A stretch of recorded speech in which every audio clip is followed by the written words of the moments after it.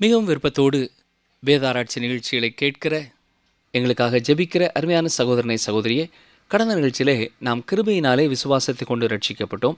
அது நம்முடைய கிரியை அல்ல, தேவனுடைய ஈவு என்று சிந்தித்தோம். மேலும் நாம் நற்கிரியைகளை செய்வதற்காக தேவனால் அந்த புது சிருஷ்டிப்பை பெற்றிருக்கிறோம் என்றும் பார்த்தோம். இன்று எபேசியர் 2 அதிகாரம் 11 வசனம் முதல் சிந்திப்போம். எபேசியர் 2, 11, 12 வசனங்களை வாசிக்கிறேன்.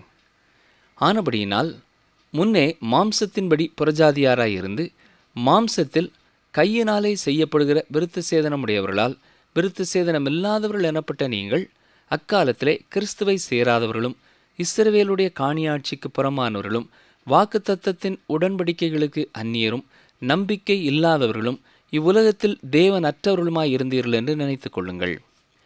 எபேசு திருச்சபையானது யூதர்கள் அல்லாத பிரஜாதி மக்களை கொண்ட ஒரு திருச்சபை.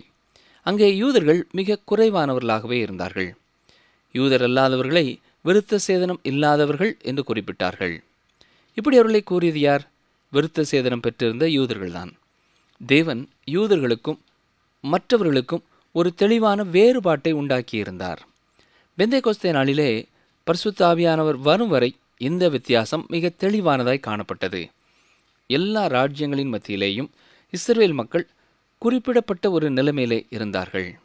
யூதர் அல்லாத ஒரு மனிதன் புறஜாதியானாகவே தேவனண்டை வரவேண்டியதாயிருந்தது. இஸ்ரவேல் ஜனங்களுடைய பெருமையினாலே இந்த வேறுபாடு தீமை விளைவிக்கிறதாய் மாறியது. இஸ்ரவேலர் மற்றவர்களை தாழ்வாய் பார்க்க ஆரம்பித்தார்கள். எனவே ஒருவர் மேல் ஒருவருக்கு பகை உணர்வு உண்டாயிற்று. நான் வாசித்த வசனங்களிலே இஸ்ரவேலர் எப்படி மற்றவர்களை வித்தியாசமானவர்களாய் தாழ்வானவர்களாய் கருதினார்கள் என்பதை தெளிவாக பார்த்தோம். அதே வித்தியாசம்தான் தேவனை விட்டு தூரமான ஒரு மனிதனுடைய வாழ்க்கையிலும் இருக்கிறது. தேவனை விட்டு ஒருவர் தூரமாயிருக்கிறார் என்றால் முதலாவதாக அவர்கள் கிறிஸ்துவற்றவர்களாய் இருக்கிறார்கள். இது கிறிஸ்துவுக்குள் இருப்பதற்கு நேர் எதிர்மறையானது. இரண்டாவதாக இஸ்ரவேலருடைய காணியாட்சிக்கு புறமானவர்கள். இதுதான் யூதர் அல்லாத ஒரு மனிதனை குறித்த மற்றும் ஒரு தெளிவான விளக்கம். இஸ்ரவேலுக்கு தேவன் கொடுத்திருந்த சமய ஒழுங்குகள் இஸ்ரவேலர் அல்லாத மக்களுக்கு இல்லை. தேவன் இஸ்ரவேலுக்கு கொடுத்திருக்கிற எந்த ஒரு வாக்குத்தத்தத்தையும் இவர்கள் தங்களுக்கென்று எடுத்துக்கொள்ள முடியாது. நமக்கும் இஸ்ரவேலருக்கும் கொடுக்கப்பட்ட வாக்குத்தத்தங்களை எடுத்துக்கொள்ள உரிமை இல்லை. தேவன் இஸ்ரவேலருக்கு கொடுத்த வாக்குத்தத்தங்கள் இஸ்ரவேலருக்கு கொடுத்தவைகள்தான். மூன்றாவதாக வாக்குத்தத்தத்தின் உடன்படிக்கைகளுக்கு அந்நியராக இருந்தார்கள் என்று வாசிக்கிறோம். இஸ்ரவேல் மக்களுக்கு தேவன் சில வாக்குத்தத்தங்களை கொடுத்திருந்தார். தேவன் இஸ்ரவேல் மக்களோடு செய்த உடன்படிக்கை இன்றைக்கும் ஜீவனுள்ளதாய் இருக்கிறது. ஆனால் எந்த ஒரு யூதனல்லாத மனிதனும் அதை தனக்கென உரிமை பாராட்ட முடியாது. தேவனே இஸ்ரவேல் மக்களுக்கென்று வாக்குத்தத்தம் பண்ணின பூமியை தேவன் அவர்களுக்குத்தான் கொடுக்க போகிறார். அது தேவனுடைய நேரத்திலே தேவனுடைய விதிமுறைப்படி நடைபெறும். இந்நாட்களிலே வாழுகிற எனக்கும் உங்களுக்கும் தேவன் கொடுத்திருக்கிற வாக்குத்தத்தம் என்ன? யோவான் 14 அதிகாரம் 2, 3 வசனங்கள். என் பிதாவின் வீட்டில் அநேக வாசஸ்தலங்கள் உண்டு. அப்படி இல்லாதிருந்தால் நான் உங்களுக்கு சொல்லியிருப்பேன். ஒரு ஸ்தலத்தை உங்களுக்காக ஆயத்தம் பண்ண போகிறேன். நான் போய் உங்களுக்காக ஸ்தலத்தை ஆயத்தம் பண்ணின பின்பு நான் இருக்கிற இடத்திலே நீங்களும் இருக்கும்படி நான் மறுபடியும் வந்து உங்களை என்னிடத்தில் சேர்த்து கொள்ளுவேன். நான்காவதாக இஸ்ரவேலர் அல்லாதவர்களை குறித்து சொல்லும் பொழுது நம்பிக்கை இல்லாதவர்களாய் இருந்தார்கள் என்கிறார். இன்றைக்கும் எண்ணற்ற ஜனங்கள் இப்படிப்பட்ட ஒரு நிலைமையிலே தான் இருக்கிறார்கள். அவர்களுடைய எதிர்காலத்தை குறித்த எந்த ஒரு நம்பிக்கையும் அவர்களுக்கு இல்லை. நிகழ்ச்சியை கேட்டுக்கொண்டிருக்கிற எனக்கு அருமையான சகோதரனே சகோதரியே, உங்கள் எதிர்காலத்தை குறித்து உங்களுக்கு நம்பிக்கை இருக்கிறதா? உயிர்த்தெழுதலை குறித்து உங்களால் உற்சாகமாக பேச முடியவில்லை. மரணத்திற்கு பின் என்ன நடக்கும் என்பதை குறித்து தெளிவற்றவர்களாய் இருக்கிறீர்கள். எந்த மனிதனும் தாண்டி வர முடியாத தலைகளை யூத ஜனங்கள் வைக்கிறார்கள். யூதர் அல்லாத மக்களின் நம்பிக்கை இல்லாத ஒரு நிலைமை மிகவும் பரிதாபமானது. தேவனை அறியாத, தேவனை விட்டு தூரமாய் வாழுகிற மனிதனுக்கு இக்காலத்திலே அவன் வாழும் வாழ்க்கையே முக்கியமானதாய் இருக்கிறது. இந்த உலகத்திலேயும் அவனுக்கு கிடைக்கக்கூடிய சந்தோஷங்கள் அவனுக்கு கிடைக்காமல் போகும் பொழுது 2 வகையாகவும் நம்பிக்கையற்றவனாயிருக்கிறான். ஐந்தாவதாக அவர்கள் இந்த உலகத்திலே தேவன் அற்றவர்களாய் இருந்தார்கள். இவ்வாறு கூறுவதனாலே மனிதனிடத்திலிருந்து தேவன் தம்மை விலக்கி கொண்டார் என்பது மட்டுமல்ல, மனிதன் தன்னை தேவனிடத்திலிருந்து விலக்கி கொண்டான். ஒரு மனிதன் ஏன் தேவனற்றவனாயிருக்கிறான்? அது அவனே தெரிந்தெடுத்த தெரிந்தெடுப்பு. அவன் இருளில் வாழ்கிறான். தேவனை விட்டு தூரம் போன மற்ற மக்களோடு அவன் வாழ்கிறான். இன்று நாமும் தேவனற்றவர்களாயிருப்போம் என்றால், எங்காவது ஒரு சாராய கடைகளிலோ குடிக்கும் விடுதிகளிலோ உட்கார்ந்து குடித்து கொண்டு தேவனை குறித்த எந்த எண்ணமும் மற்றவர்களாயிருப்போம். நம்பிக்கையற்ற ஒரு மனிதன் என்ன செய்கிறான்? இந்த உலக வாழ்க்கையிலே எப்படியெல்லாம் சந்தோஷத்தை பெற்றுக்கொள்ள முடியுமோ அதற்காக அவன் தன்னைத்தானே ஒரு ஆரஞ்சு பழத்தை பிழிவது போல பிழிந்து கொள்கிறான். இதை தவிர எதிர்காலத்தை அவனால் எண்ணி பார்க்க முடியவில்லை. இதுதான் தேவனற்ற, நம்பிக்கையற்ற ஒரு நிலைமையை வெளிப்படுத்துகிறது. இது மிகவும் பயங்கரமான, பரிதாபமான ஒரு நிலைமை. ஆனால் கவனியுங்கள், அங்கே ஒரு காரியம் நடைபெற்றிருக்கிறது.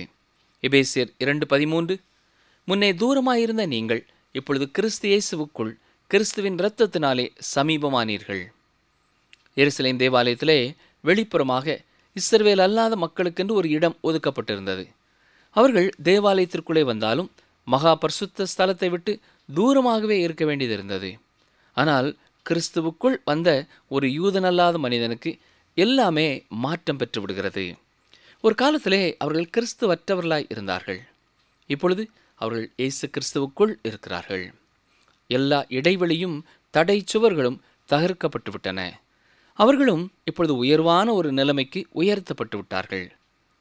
அவர்களுடைய சொந்த முயற்சியினாலோ அவர்களிலே காணப்பட்ட எந்த நல்ல காரியத்தினாலோ அல்ல, ஆண்டவராய் இயேசு கிறிஸ்துவின் இரத்தத்தினாலேயே அப்படியாயிற்று. எபேசியர் 2:14 முதல் 17 வரை வாசிக்கிறேன். எபேசியர் 2:14 முதல் 17 வரை. எப்படியெனில் அவரே நம்முடைய சமாதான காரணராகி இருதரத்தாரையும் ஒன்றாக்கி பகையாக நின்ற பிரிவினையாகிய நடுச்சுவரை தகர்த்து சட்ட திட்டங்களாகிய நியாயப்பிரமாணத்தை தம்முடைய மாம்சத்தினாலே ஒழித்து இருதரத்தாரையும் தமக்குள்ளாக ஒரே புதிய மனுஷனாக சிருஷ்டித்து இப்படி சமாதானம் பண்ணி பகையை சிலுவையினால் கொண்டு அதனாலே இருதரத்தாரையும் ஒரே சரீரமாக தேவனுக்கு ஒப்புரவாக்கினார். அல்லாமலும் அவர் வந்து தூரமாயிருந்த உங்களுக்கும் சமீபமாயிருந்த அவர்களுக்கும் சமாதானத்தை சுவிசேஷமாக அறிவித்தார். நீங்கள் இயேசு கிறிஸ்துவினிடத்தில் வரும்பொழுது அவருடைய சரீரத்தின் ஒரு அங்கமாவது மட்டுமல்ல, தேவனுக்கு முன் எந்த ஒரு மனிதனுடனும் சரி சமமாய் காணப்படுகிறீர்கள். நீங்கள் என்னோடு நிற்கிறீர்கள், நான் உங்களோடு நிற்கிறேன். தேவனுக்கு முன் நாம் சரி சமமாய் இருக்கிறோம். விசுவாசிகளுக்குள்ளே எந்த ஒரு அடிப்படையிலேயும் பிரிவினை வரவேண்டிய தேவையில்லை. நாம் எல்லாரும் கிறிஸ்துவுக்குள் ஒன்றாக்கப்பட்டிருக்கிறோம். நீங்கள் கிறிஸ்துவுக்குள் இருக்கும் ஒரு விசுவாசியாய் இருப்பீர்கள் என்றால் உங்களிலே எந்த வேறுபாடும் இல்லை. நித்திய காலமாக நாம் இருவருமே ஒரே நிலைமையிலே இருக்கிறோம்.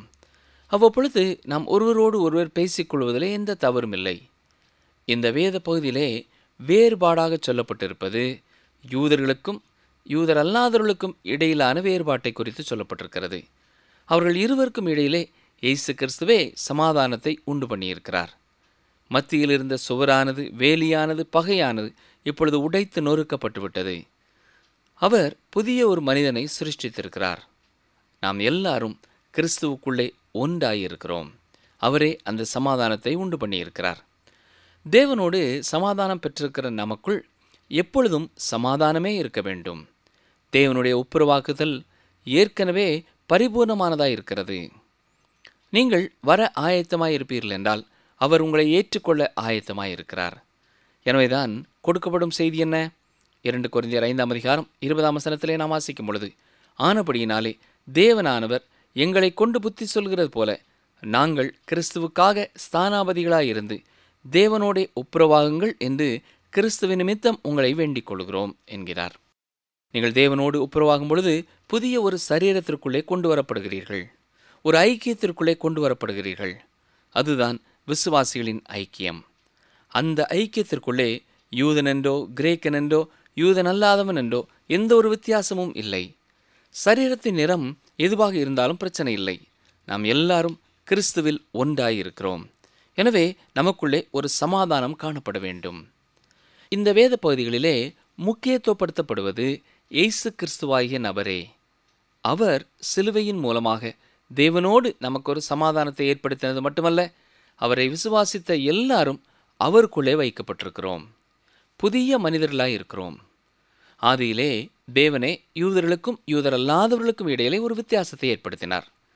யூதர்கள் படிப்படியாக ஆவிக்குரிய பெருமைக்குள்ளானார்கள். இதன் விளைவாக யூதர்களுக்கும் யூதரல்லாதவர்களுக்கும் இடையே ஒரு பகை உணர்வு உண்டானது.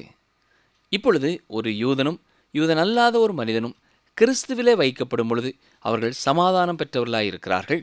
அவர்கள் வைக்கப்பட்டிருக்கிற ஒரு புதிய நிலைமையினாலே மட்டும் சமாதானம் அல்ல, புதிய ஒரு காரியம் அங்கே வந்திருக்கிறபடியினாலே அங்கே சமாதானம் உண்டாயிருக்கிறது.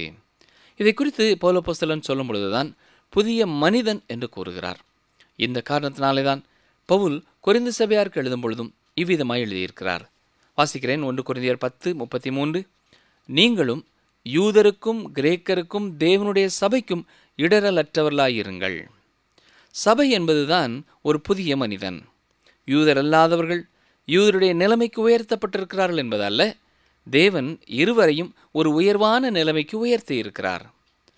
கிறிஸ்தோஸ்தம் என்னும் ஆதிபிதாக்களிலே ஒருவர் சொல்லும் பொழுது அவர்களுடைய உயர்வான நிலைமைக்கு நம்மை உயர்த்தியிருக்கிறார் என்பது அல்ல, நம்மையும் அவர்களையும் இன்னும் மேலான ஒரு நிலைமைக்கு உயர்த்தி இருக்கிறார் என்று குறிப்பிட்டிருக்கிறார். உதாரணம் ஒன்றை சொல்கிறேன், கவனியுங்கள். 2 சிலைகள் இருக்கிறது.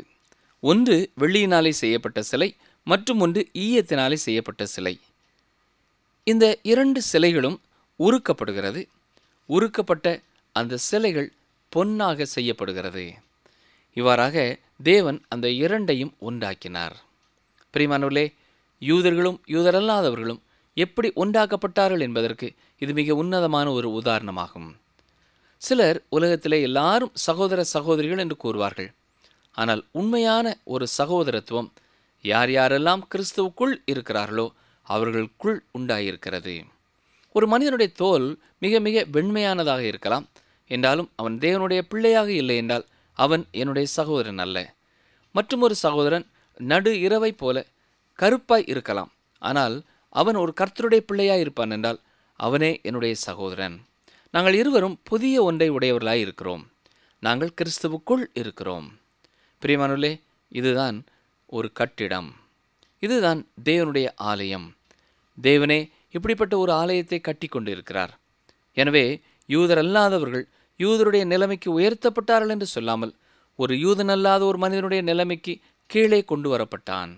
ஏனென்றால் யூதர்களும் யூதர் அல்லாதவர்களும் பாவம் என்ற ஒரே படகில்தான் இருக்கிறார்கள்.